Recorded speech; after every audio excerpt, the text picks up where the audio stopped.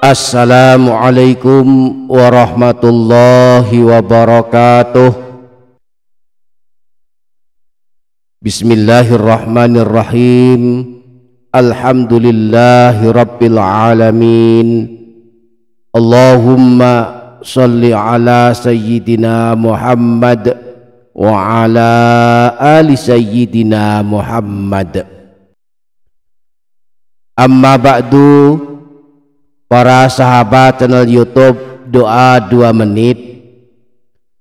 Waktu pagi termasuk waktu terbaik untuk berzikir kepada Allah. Waktu terbaik untuk melakukan amalan yang telah ditunjuk ajarkan Rasulullah. Amalan-amalan yang diajarkan Rasulullah akan menjadi amalan keberkahan, amalan kemudahan urusan, dan amalan keselamatan dari segala keburukan dan musibah yang bisa jadi menimpa kita secara mendadak. Berikut 5 amalan yang bisa kita lakukan agar kita diberi keberkahan, diberikan kemudahan urusan, diberikan keselamatan dari segala hal yang tidak kita inginkan, termasuk dari musibah yang bisa jadi menimpa kita secara mendadak. Pertama, membaca surah Yasin. Umumnya kaum muslimin membaca surah Yasin hanya pada malam Jumat saja, padahal surah Yasin juga dianjurkan dibaca kapan saja, termasuk di waktu pagi. Sangat baik pula kalau sehabis sholat subuh, setelah membaca wiridan sholat subuh, kita sambung dengan membaca surah Yasin. Membaca surah Yasin misalnya sehabis sholat subuh akan menjadi amalan penghapus dosa. Rasulullah pernah bersabda, siapa saja yang membaca surah Yasin pada suatu hari dan suatu malam, niatnya mengharap ridha Allah, maka dia akan diampuni dosa-dosanya. Di samping itu, membaca surah Yasin sehabis sholat subuh akan mengundang turunnya rahmat Allah sehingga kita mendapatkan kemudahan dalam segala urusan. Imam Ad-Darimi meriwayatkan dari Sayyidina Ibnu Abbas bahwa beliau pernah berkata, siapa saja yang membaca surah Yasin pada waktu pagi hari, maka akan diberi kemudahan di sepanjang harinya. Dan siapa saja yang membaca surah Yasin pada awal malam, maka diberi pula kemudahan di sepanjang malamnya.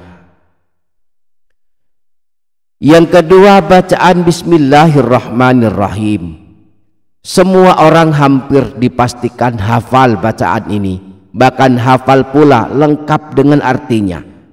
Bacaan ini adalah amalan keberkahan yang siapa saja yang memulai aktivitasnya dengan membaca Bismillahirrahmanirrahim, maka aktivitasnya akan mendapatkan keberkahan. Sebaliknya, siapa yang lupa membaca bacaan ini saat memulai aktivitasnya, maka berkuranglah keberkahannya, bahkan tidak ada sama sekali.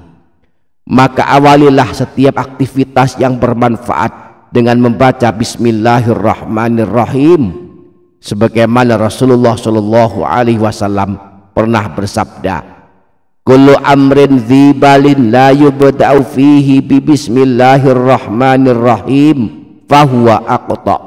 Setiap sesuatu yang memiliki manfaat yang tidak diawali dengan Bismillahirrahmanirrahim, maka akan sedikit barokahnya.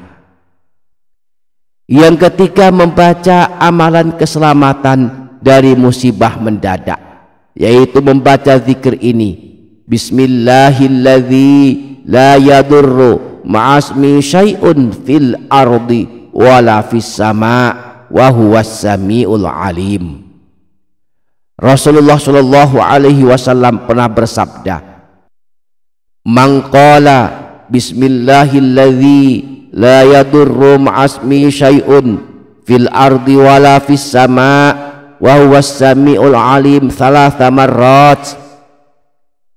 Barang siapa yang membaca sebanyak 3 kali amalan zikir ini, Bismillahilladzi la yadurru ma'asmi syai'un fil ardi wala fis sama' wa huwas sami'ul alim, lam tusibhu faj'atu bala'in hatta yusbiha, maka dia tidak akan ditimpa musibah mendadak hingga dia memasuki waktu pagi hari.